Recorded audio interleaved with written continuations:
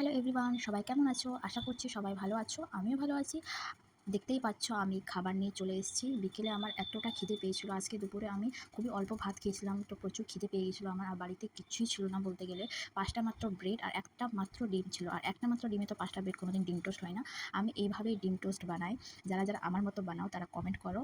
আর চাইলে এরকমভাবে করতে পারো, কারণ এইরকমভাবে মাত্র ৫ মিনিটেই হয়ে যায় ডিম টোস্ট। তোমরা ট্রাই করতে পারো।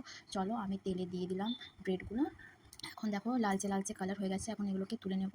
আর বাকি যে দুটো ছিল সে দুটোও ভাজা করব। দেখো আর কিছুটা ডিম বাকি ছিল, সেটাও দিয়ে দিয়েছি। আর এখন দেখো এই দুটোও হয়ে গেল।